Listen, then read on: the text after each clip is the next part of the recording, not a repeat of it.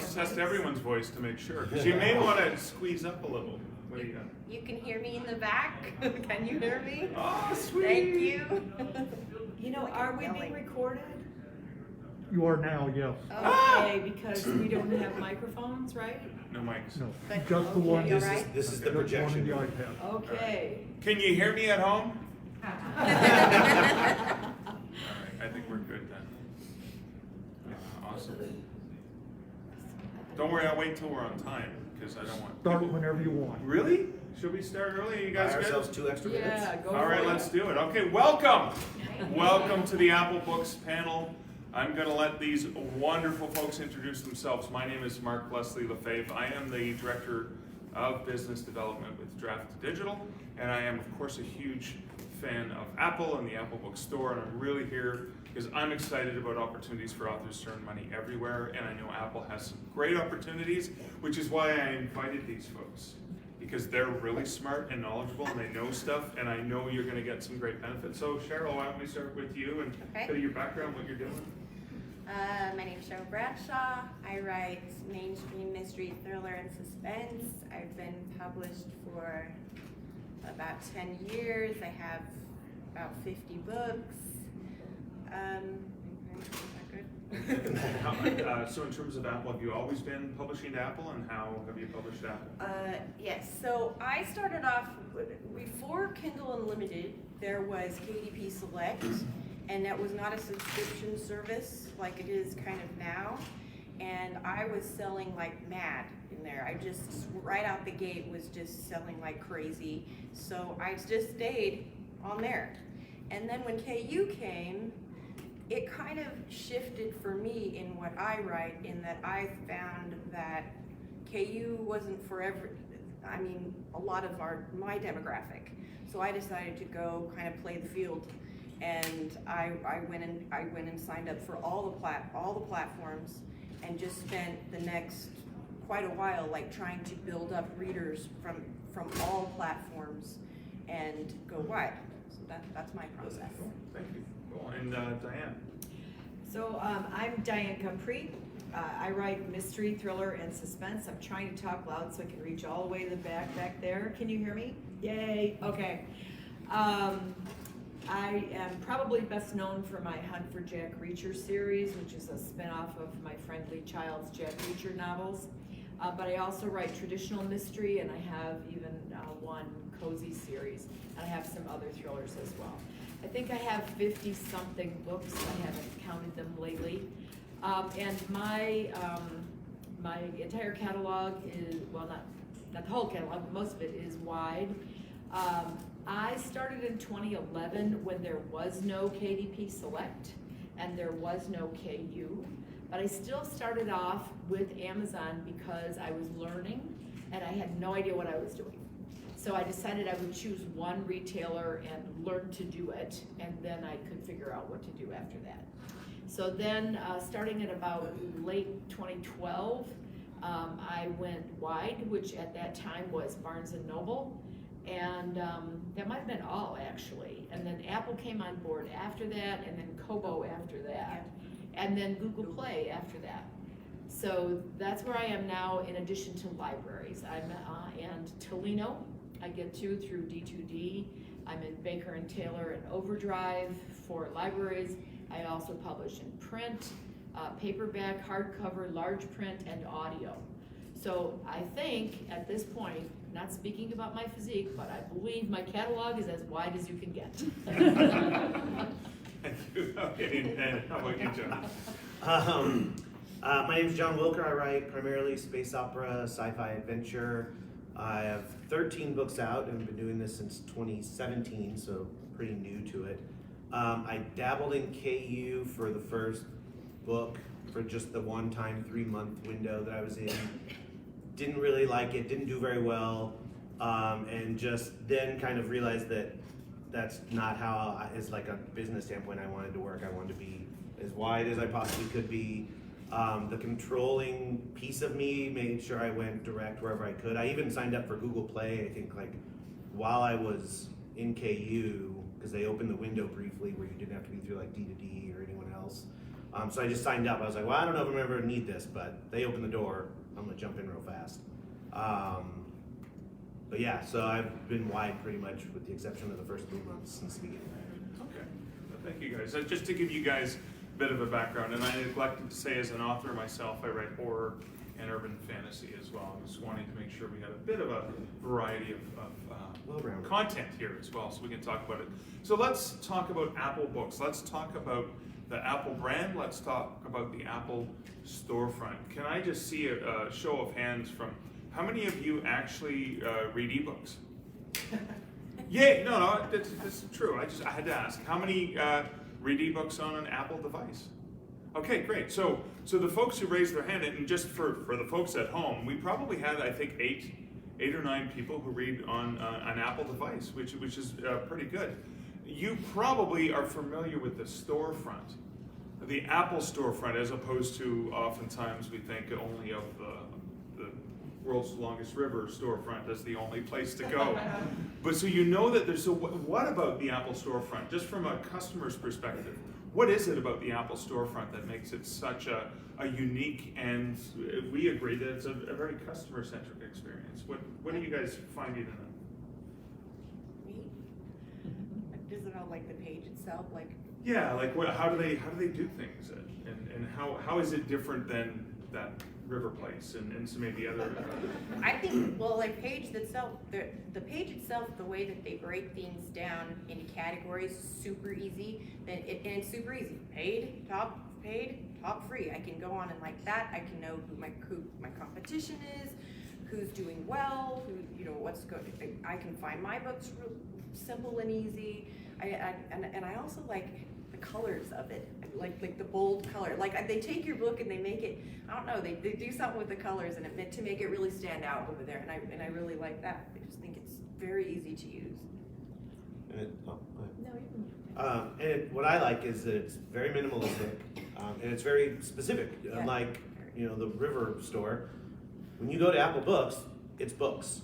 They're not trying to push even their own stuff. They're not pushing iPods and laptops on you. It's here's books, and they have all kinds of curated categories and very Apple-like. Everything is very heavily curated, which I like. Like it's not just which thing had the keywords that gamed the algorithm. Somebody looked at it and said, I like this.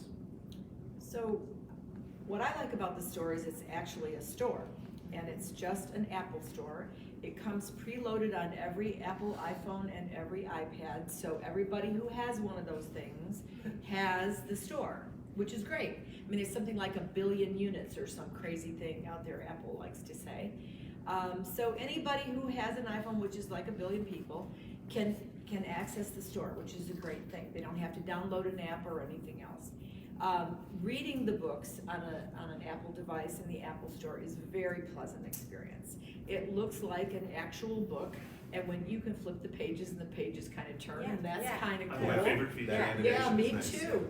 And it's all in color, and it feels more like reading a book, and it's easy. The fonts are clean and clear.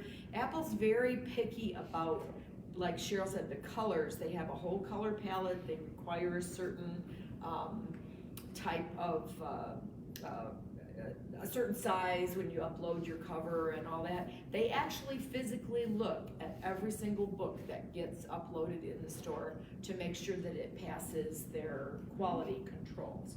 So every book you get looks great, works great, you can find it. I think it's just a terrific app. I really do, and I like it a lot. Thank you. So I want to get into some of I know you guys are looking for, what are the specific things you can do to try and increase your chances of discoverability. And when we were talking before this started, there was a really great analogy about the author who just puts their books up and then walks away and thinks, okay, I'm done. That's all I need to do now. I'm going to go run Amazon ads now. But so what are some of what we were talking a little bit about, some of the analogy of what are the things that are really, really important for the Apple experience? It's not just you put your book up there and yes, they have customers and it's going to be featured, but how do you get that visibility? There was a really great shopping analogy analogy. I know we're all. Okay, yeah, all right, so, all right, I know you're waiting for me to say this, but I like to fish where the fish are, right? So Apple is, I think of it kind of like a store in a mall. So you have your book and it's there, and there are people that are coming to the mall all the time, coming to the Apple bookstore all the time. But they aren't necessarily looking at you. I mean, maybe they're there to buy shoes, right? Not really, because the Apple bookstore is all books, but maybe they're there to buy a book about shoes, okay? But if you want them to buy your book, you have to get their attention. There are things you have to do. You know, and if it were really a mall, maybe you'd hire a clown outdoor, you know, stand outside and wave them in or whatever. But you're getting your books uploaded on the store is just like the first step.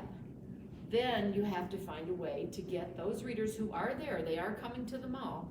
You have to find a way to get those readers who are there to notice you and to buy your book, and that's on you.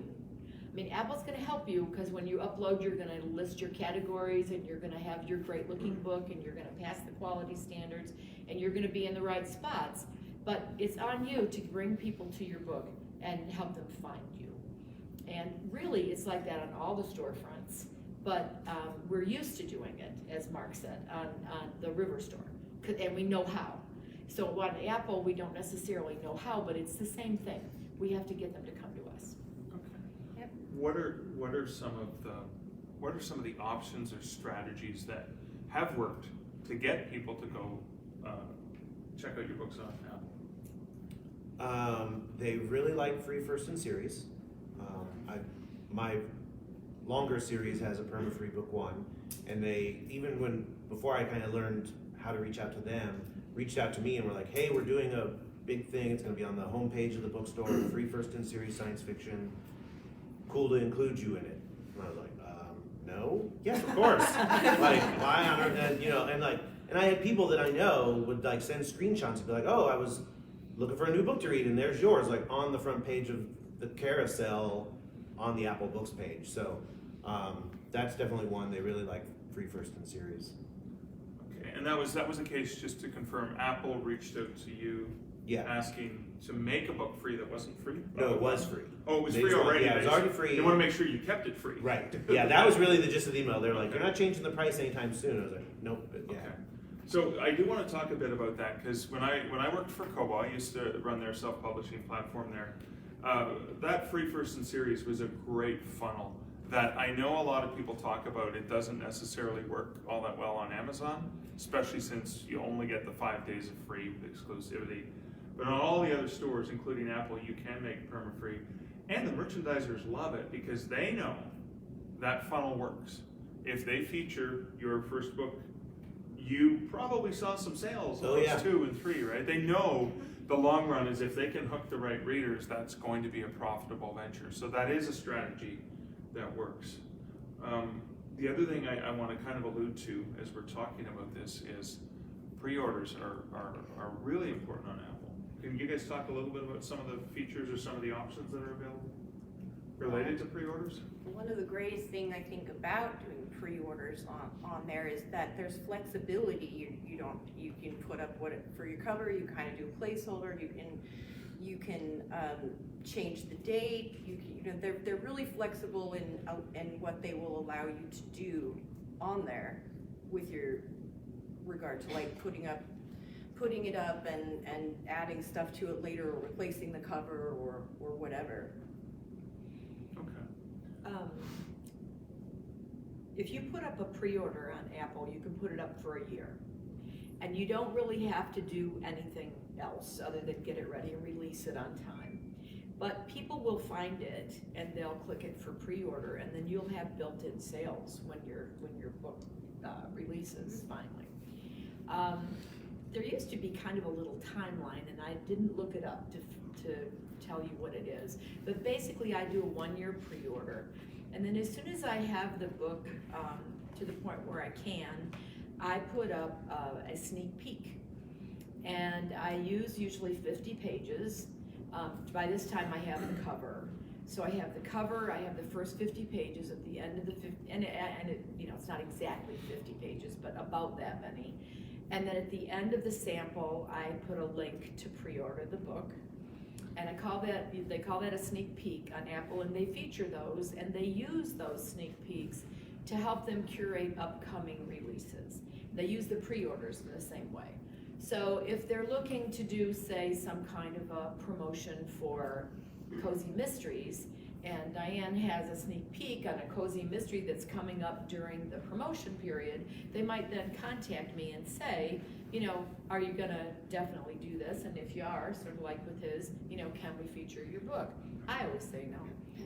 Now, who wants an application? Yeah, right, that. who wants to be featured? I'm sorry. That's what, well, so I was gonna say, there's a lot of things like that that you can do to sort of get their attention, but you have to be kind of in the pipeline, like Mark said.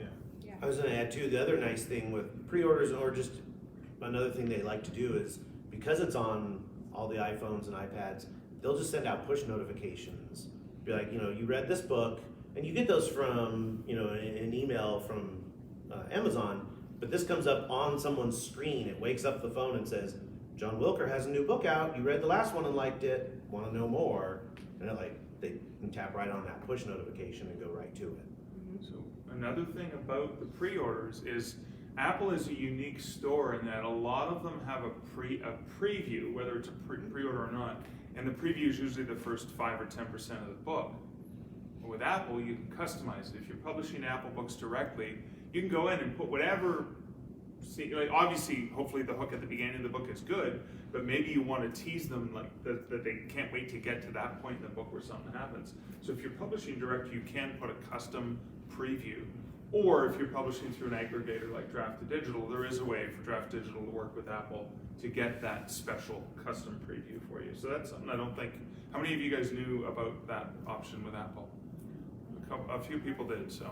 I think too, and I don't remember how the ranking works, but doesn't Apple let you kind of double dip on pre-orders with rank?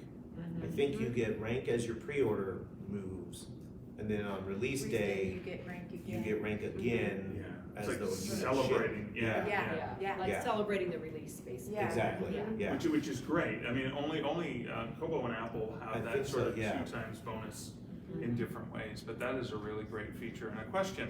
Yeah, are you taking questions now, or you want to wait till? If it's okay, we'll just wait to probably in another 8 or so minutes. I'll just open it up to questions if that's okay. Okay. Thank you. We talked about the preview. We didn't talk about something that's really important. We talked about the fact that Apple's very much curated, right? So some of the people that I know at Apple have worked in traditional publishing. And it's not just this hodgepodge of everything. It is. They do have a huge catalog. They do feature audiobooks and ebooks too, right? So if you have both of them, they're pretty good. As long as the metadata is clear and clean, they're pretty good at linking those together so you can have them. But we talked about Apple as partners. Can you guys expand upon the thought of Apple as not just being this platform, but actually being in partnership with the authors that they publish?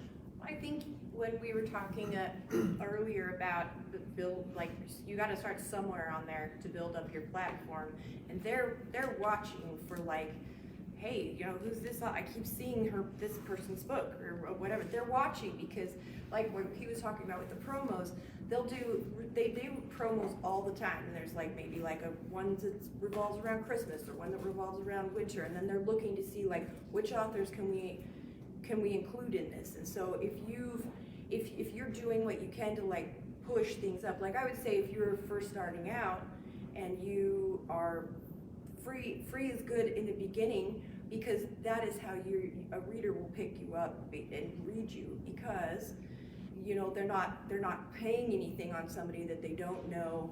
Well, am I going to like this if I spend $6 on it or whatever? You know, it's more of like you got to get the reader first and then keep the reader. And so as you start building your platform on there and your books start getting more visibility, that's when you have these opportunities where they work with you more on a personal level because it's like being rewarded for doing hard work on their platform and building and growing yourself, and then in turn that's when they'll kind of pick and shoot, like reach out and say, you know, hey, I noticed you've been doing really good on there. Can we include your book? They want you to demonstrate that you understand that you're a partner with them. You know, you're not there expecting them to do something for you. You're there expecting that you're gonna work together with them. So for example, if you're running Facebook ads, make sure you have an Apple link in that ad. If you've got your books on your web page and you're listing where the books can be bought, make sure you have Apple on there. They And look. They do yeah. look. They look. check. They want to know, is this person serious about being an Apple author or not? And some people are not. Some people want to just come in and give it a try, and they don't want to, you know, be partners with Apple. And those are ones, honestly, that generally are not happy and feel like they haven't done well.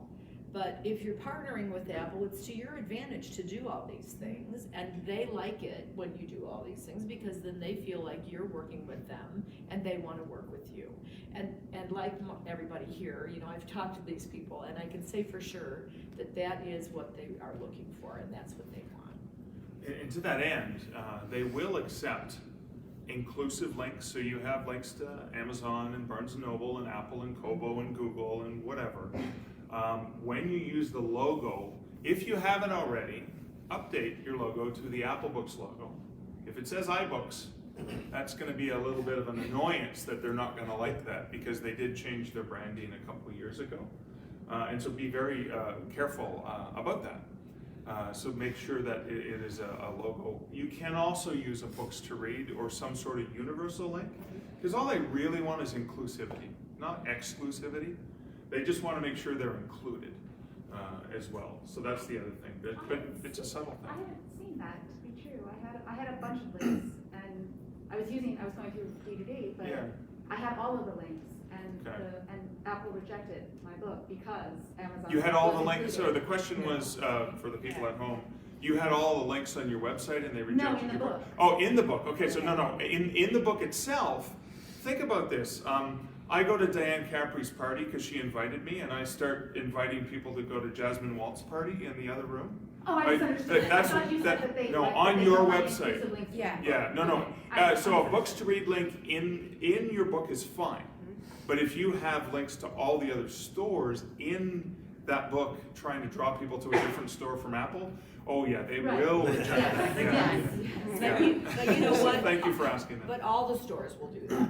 Yeah. None of the Yeah. stores will accept that. And That's it right. makes perfect sense. Yeah, it does. Yeah. I wouldn't Yeah. want that if I owned this store, and you probably wouldn't either. Yeah, I apparently Yeah. misunderstood what you meant by inclusive links. Yeah, no, inclusive links on the website. On They the just want to make sure that they're Yeah. included Right. as well. So that's something. The other thing as well, I'm gonna just a little bit of advertisement for books to read. We tried to roll this into production yesterday and had to roll it back. There was like a 10-minute wait window where you couldn't go and edit your books to read.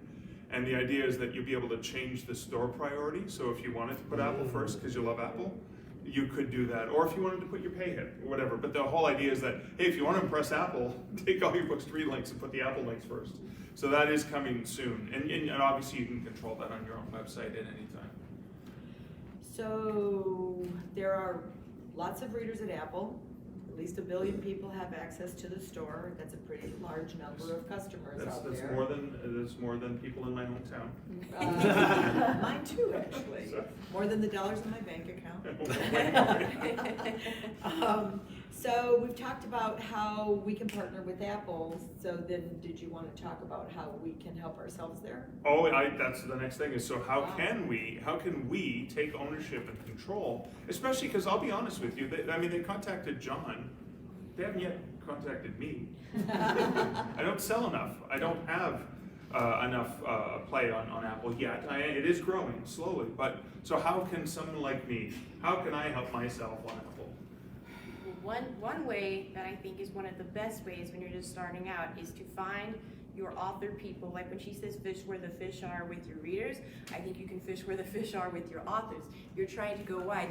Go look in your genre. Who do you know that is also on Apple? And you get you get all your posse together, and then you do like some kind of a group giveaway that it is exclusively trying to get readers specifically for Apple. You want to talk a little bit about our one that we did? Oh, sure. So several years ago, we did that. Exactly what Cheryl's doing. We did it together. John wasn't with us then, but next time. And so we had at that time, I think we took 25 authors, and we ran a big giveaway. I think I used King Sumo for it. And everybody in the group, rang the bell and tried to, get readers to come on board. And the prize was a paid book, not a free book, a paid book from each of the 25 authors. So each of the authors donated, I think, 5 books. And so we had 5 winners who won 25 books each. So it was a big giveaway. Yeah. And the way we funded it was with the free Apple book codes that we get. So that, How do you get free Apple book codes? I don't know, but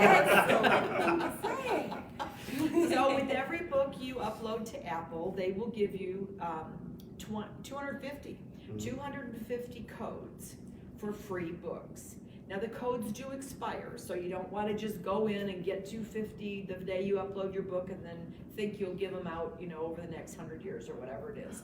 I think it's 30 days. It's 30 days 30 before they days. expire. So you maybe wanna- batches, right? Yeah, so you want to wait till you're ready to use them. And know how you're going to use them. Yeah. But, like, because if you just have a limited window, so kind of get your thoughts together on like, what can I do with these to maximize them? Right. Yeah. So you can request those if you're direct with Apple Right. by emailing the support. Yeah. You can request them through a distributor like Draft to Digital, and they'll request them for you. So you can do it either way. Yeah. Yeah.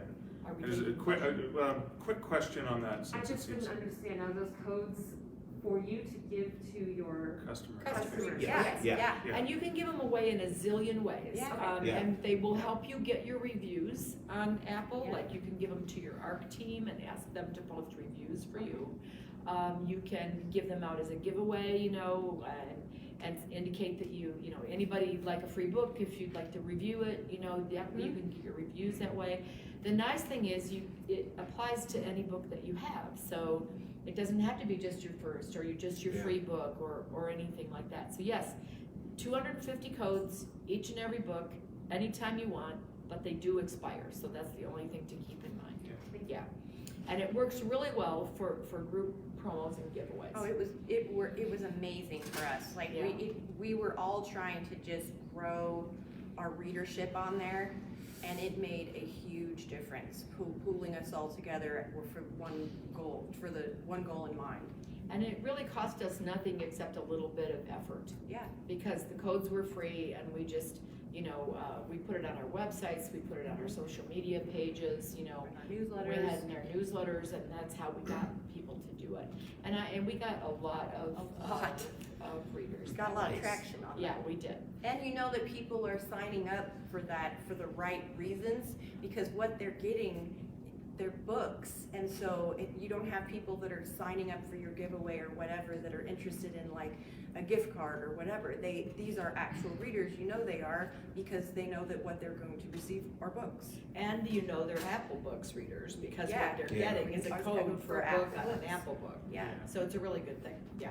On the codes, do you get those when you upload the book, or do you, You can. anytime you can request them? You can get them anytime. Yeah. And yeah. then how many times per book can you request them? 250. Yeah. Oh, so that's it?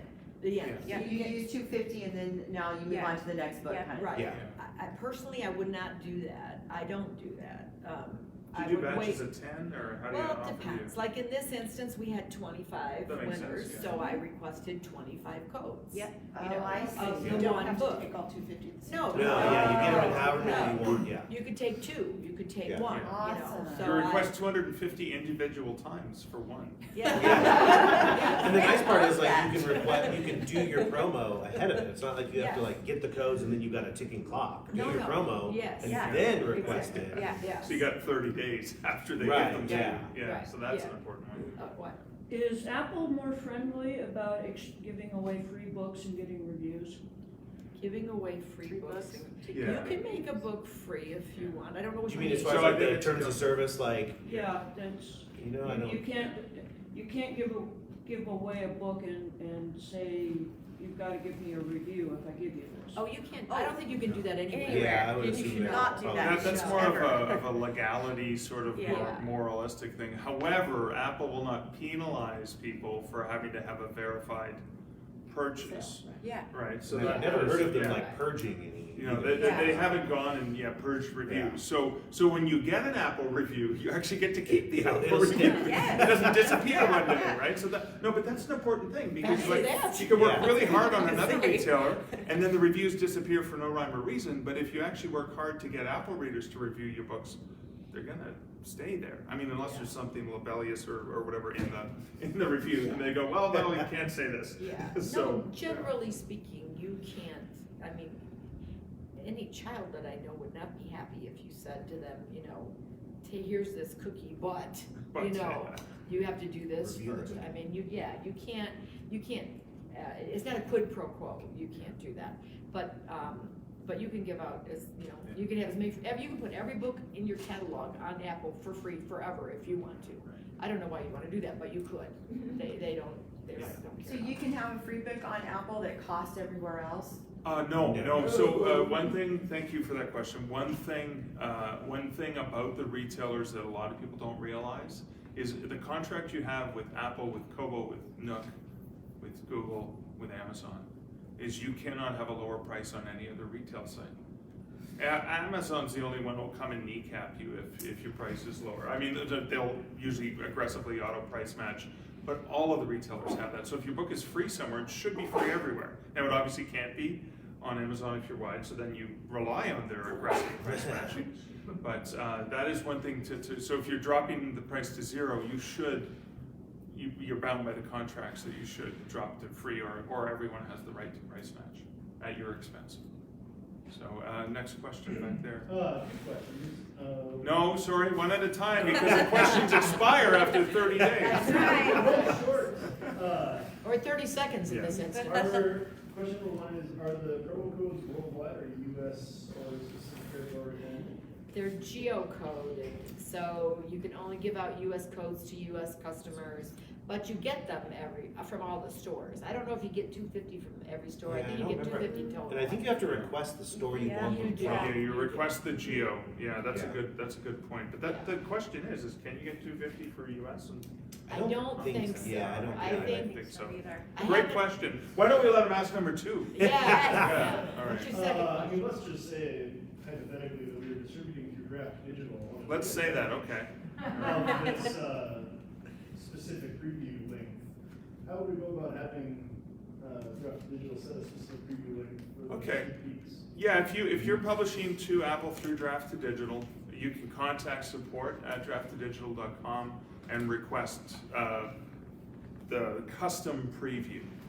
You can also request the codes as well. So that's as easy as that. There's actual real humans, one of which is at the Draft to Digital table this week. So, another question right there. When you were talking about setting up for a pre-order, Diane, Yeah. and then you said later you would put your cover up, what are you putting up if you don't have the cover for that long pre-order? If I have the cover, I put it up. Sometimes I have it, sometimes I don't. If I don't have it, I put up a placeholder cover, which early on when I used to do this, it was actually pretty ugly. It was just nothing but the right shape, you know. But now what I have is I have all my branding, but no art. Okay. And so I have a cover that looks like my branding, like with my name and my series name, and I always have the title. Okay. I generally don't put up a pre-order without a title, but you could do that. So anyway, so that's what I do, and then when I get the cover, then I put the cover up. And then when I have the sample ready, I put the sneak peek up. But I try to do it well in advance of the release date so that there's time for it to kind of get into the system. After a while, after I've had the sneak peek up for a while exclusively on Amazon, I will make it available to my mailing list. And then I have it delivered by book funnel. But they can also download directly from Apple then as well. Yeah. You said custom preview, what is that?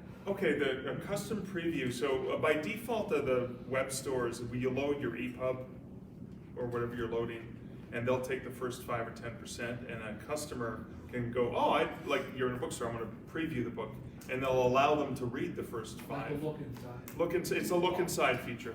And so with Apple, I love this about Apple is they just, because again, you pick exactly what you want to show them. So never mind the copyright stuff at the beginning and the introduction or any of that stuff. Let's get right to the point, and you can put in a custom, this is what I want them to see. Very clean, very, very controlled. So, yeah. As another question, if you are working through draft to digital, Yeah. what is the difference in working with these other book retailers? Great question. So the difference between going direct to Apple and draft to digital is the only difference is technically is the 10%. You make 10% less because draft to digital keeps 10%. So instead of getting 70%, you'll get 60. In terms of marketing. In terms of marketing, to be quite honest, I adore the people at Apple because they care not about how you're publishing, they care about what you're publishing and is it good and is this good to feature for customers. They care about the reader experience, and so they're just as willing to work with authors who are through an aggregator as they are to work direct. If anything, I would venture, and I'm not speaking for them, but I would venture to guess that it probably helps them that there are aggregators willing to do some curation and customer service and help so that they can continue to focus on their platform and creating a great reader experience. So you don't have to be direct, you don't have to be through draft to digital.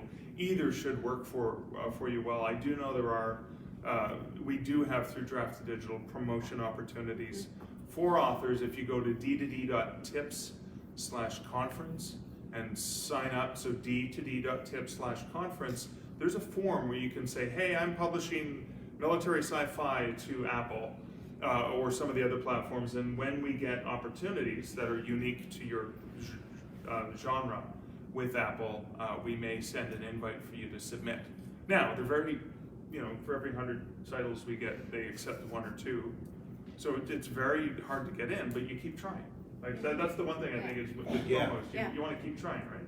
Yeah, and I go through draft to digital for Apple Books, not really for some other retailers I don't, but I love going. It's just very easy, and I love that, and I love that because when did the promos start? Like a few years ago they started offering promos through there, and I thought that was really cool that they were reaching out and giving us those opportunities without you having, whether you're direct with them or not.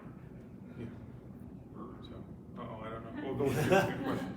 I love being wide. I'm emotionally committed to being wide. All my books are wide. Yay. However, I am also desperate to pay the bills. I get you. I hear you. And there are people richer and smarter than myself currently advising the strategy of going into another store for 90 days before going wide. And I am tempted by that, Apple. Ha! I didn't mean to do that. I see what you did But I there. don't want to anger the Apple gods, so I'm wondering how much that annoys. Do you mean like leaving Apple, going 90? No, Or starting launching 90? into.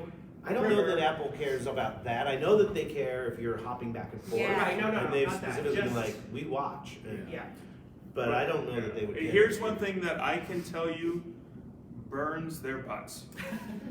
If you publish exclusively to some other platform and publish your book in 2020, and then in 2021 you decide I'm going to go and publish on Apple and the other platforms, please put the actual pub date, not the date you pubbed on Apple. They want an authentic user experience, and they know the book is not. So far, I'll give you an example. Star Wars came out in 1976, 78? 7. I was 8. I should be able to do the math. Just because it's on Disney now doesn't mean they changed that the release date isn't 2019 when it got onto Disney. The release date is still 1977. Apple wants the same truth. If it was originally published on another platform, then please put that date in, because sometimes they've had authors who just take, oh yeah, all 20 of my books were published on April 1st, 2020. It's like, well, that can't be true.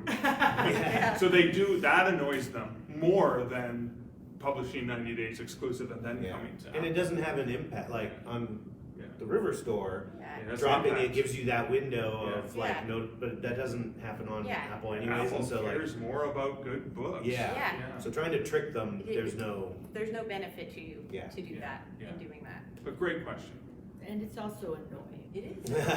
It's annoying to them because they don't want, again, they're partnering with you. Yeah. They want to trust you.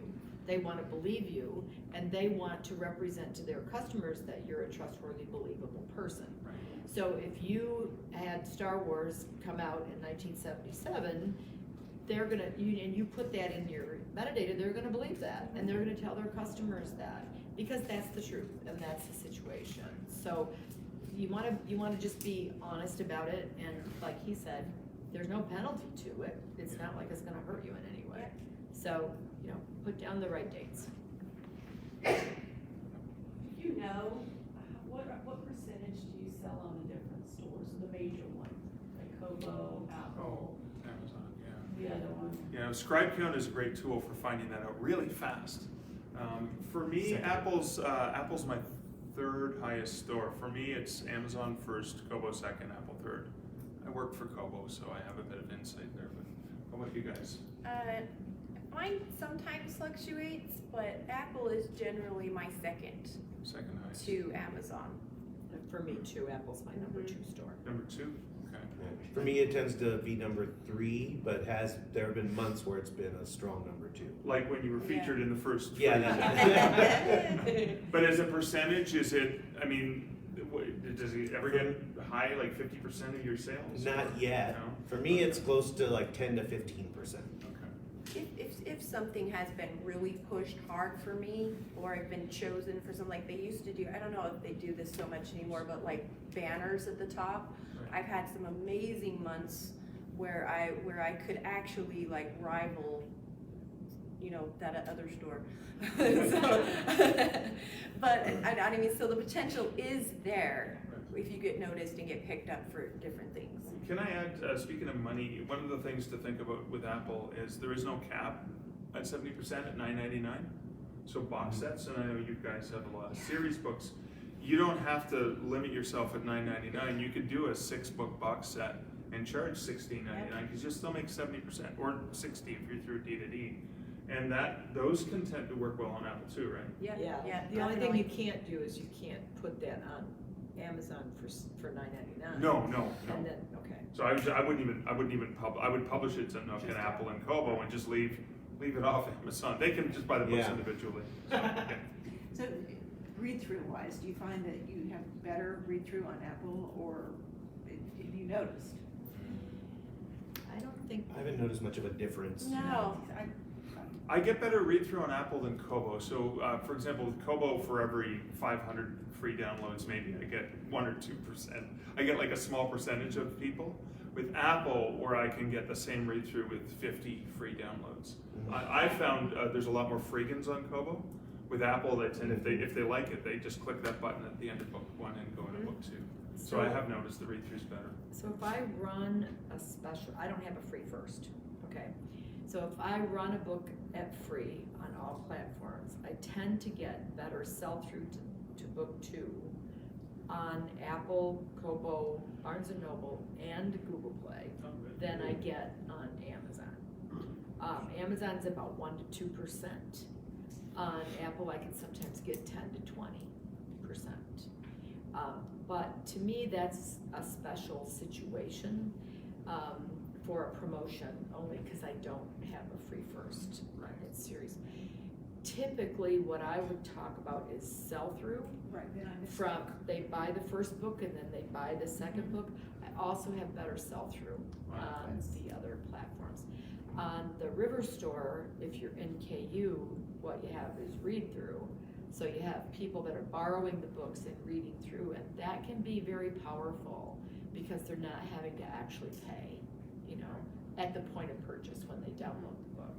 So in my case, read-through in KU can be a lot higher than sell-through even on the River Store. There's less resistance, right? Yes, Yeah. it's So a they're already completely in. frictionless experience, yeah. Exactly.